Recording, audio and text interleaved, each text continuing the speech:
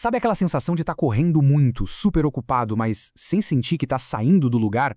Pois é, parece uma esteira, né? A gente corre, corre, mas o cenário não muda. Hoje a gente vai falar sobre como sair dessa esteira, como transformar essa correria toda, esse caos, em algo que gera resultado, em qualidade de verdade.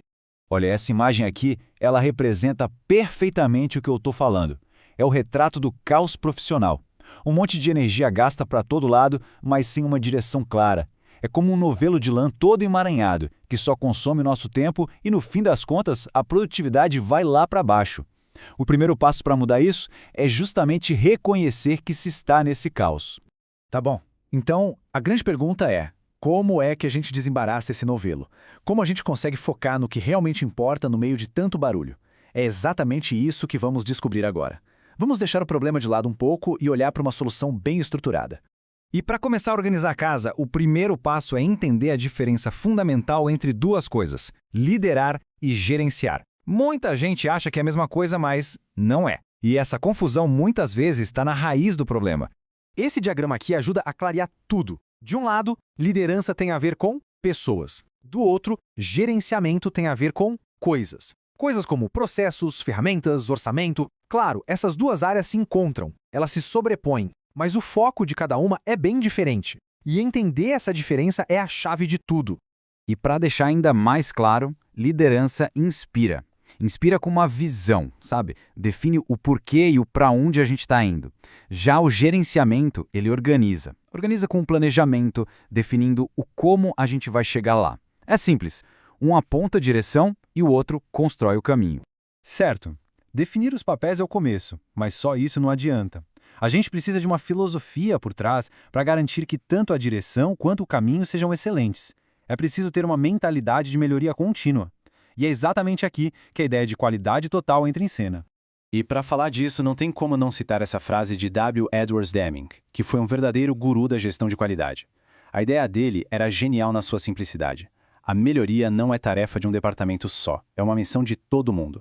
Aqui estão alguns dos famosos 14 pontos de Deming. E veja, isso é mais do que um conjunto de regras. É uma filosofia de trabalho. Pensa só, um ambiente sem medo, onde a colaboração flui. Isso por si só já desfaz boa parte daquele novelo de ansiedade que a gente viu lá no começo, né? Esse é o porquê por trás das ferramentas práticas que vamos ver agora. Ok, a gente já entendeu a filosofia. Mas, e na prática? Como é que a gente transforma esse pensamento em ação de verdade? Bem, com as ferramentas certas. Pense nessas ferramentas como se fosse um kit de ferramentas mesmo, tipo de um carpinteiro. Cada uma delas tem uma função bem específica. Elas servem para identificar, analisar e, finalmente, resolver problemas de um jeito estruturado, sem achismo. A primeira ferramenta que vamos ver é o gráfico de Pareto. Ele é simples, mas ao mesmo tempo genial. Basicamente, ele ajuda a gente a focar no que realmente importa. É uma das ferramentas de priorização mais poderosas que existem. A base dele é o famoso princípio 80-20. A ideia é que, na maioria das vezes, 80% dos nossos problemas são causados por apenas 20% das causas. Imagina uma lista com 10 tarefas. É muito provável que só 2 dessas tarefas sejam responsáveis por quase todo o resultado do dia. A mágica é identificar esses 20% vitais para focar o esforço onde ele realmente vai fazer a diferença. Então, quando que se usa o Pareto?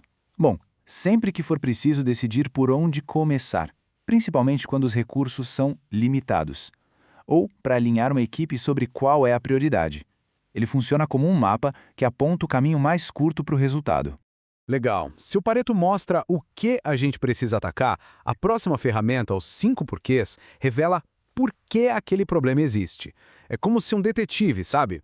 É uma técnica para a gente cavar fundo e encontrar a causa raiz de verdade, e não ficar só apagando incêndio no sintoma. Olha só o poder desse processo nesse exemplo. A máquina parou. Por quê? Porque o fusível queimou. Ok, poderíamos parar aí e só trocar o fusível, mas a gente continua. Por que o fusível queimou? Sobrecarga. E por quê? Demanda excessiva. E assim por diante até chegar na origem. Uma falha lá no planejamento, na avaliação de risco. Entende a diferença? Trocar o fusível é só um remendo. Corrigir a avaliação de risco é uma solução de verdade, permanente. É isso que eleva o nível do gerenciamento das coisas. E aqui é onde tudo se conecta. O segredo é juntar as peças. A mentalidade de qualidade funciona como uma bússola, apontando o norte. E as ferramentas? Elas são o mapa que mostra o caminho. É essa união entre filosofia e prática que transforma de verdade o nosso trabalho. Essa imagem aqui resume bem a nossa jornada de hoje. A gente saiu daquele caos, daquele emaranhado e chegou na clareza. Ao organizar as coisas com as ferramentas certas de gerenciamento, a gente libera tempo, libera energia mental para o que é mais importante: liderar pessoas com uma visão clara e inspiradora. E para a gente terminar, fica uma reflexão. Qual é o problema 80-20 de hoje? Aquele único problema vital que, se for resolvido, muda o jogo todo. Encontre esse problema, resolva e comece hoje mesmo essa jornada do caos para a qualidade. A transformação pode começar agora.